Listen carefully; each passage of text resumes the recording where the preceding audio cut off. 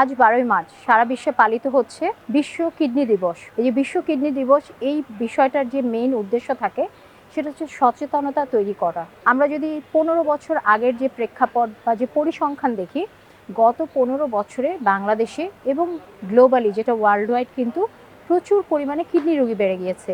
এবং আগে কিডনি রোগীদের একটা বয়সের ব্যারিকেড ছিল, 30-এর পর থেকে 35-40-এর বেশি হচ্ছে আপনার কিডনি ডিজিজে আক্রান্ত হতেন। এখন কিন্তু অনেক ছোট ছোট বাচ্চা, কিশোর কিশোরীরাও কিডনি ডিজিজে আক্রান্ত হচ্ছেন। এর প্রথম এবং প্রধান যে কারণটা আমরা পুষ্টিবিদ হিসেবে বলি, সেটা হচ্ছে আপনার পরিবর্তিত খাদ্য ব্যবস্থাপনা এবং হচ্ছে লাইফস্টাইল। এক হচ্ছে আমাদের কায়িক পরিশ্রম কমে গেছে, আমরা বিভিন্ন ধরনের খাবার খাচ্ছি যেটা আমাদের জন্য আসলে সেফ না।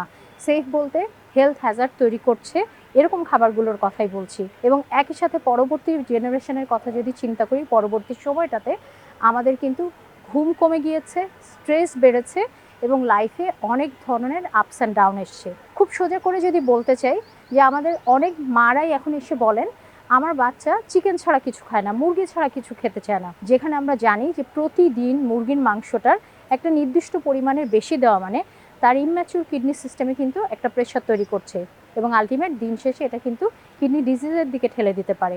একই সাথে আপনার যে বিভিন্ন ধরনের বাইরের খাবারগুলো, যেগুলোকে আমরা জাঙ্ক ফুড বলছি, যেগুলোতে আমার ক্ষতিকর ফ্যাট থেকে শুরু করে অনেক ধরনের ক্ষতিকর খাবারের মধ্যে ইনক্লুডেড থাকে, এরকম অনেকগুলো উপাদান আছে যা ডিরেক্টলি আপনার কিডনির এই যে বিপাক, কিডনির যে কাজটা, যেটাকে ছেঁকে তাকে বর্জ্য পদার্থ বের করে দিতে হয়, এটাতে কিন্তু ইম্প্যাক্ট ফেলে। এবং কিডনি ডিজিজ মানে আপনার যে ছাঁকনিটা সেটা নষ্ট হয়ে যাওয়া।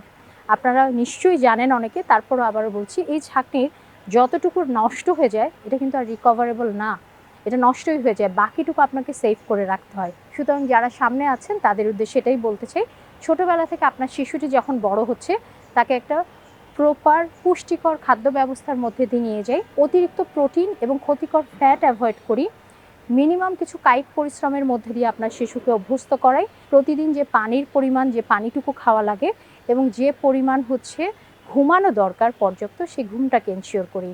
এই সব কিছুর মাধ্যমে কিন্তু আমরা এই কিডনির এই সমস্যাটাকে আমরা প্রতিহত করতে পারি, যেটা আস্তে আস্তে একটা এপিডেমিক আকারে আসতে পারে। সেটাকে এখনই প্রোটেক্ট করার জন্য আপনার প্রপার খাদ্য ব্যবস্থাপনা এবং লাইফস্টাইলকে ফোকাস করতে পারি।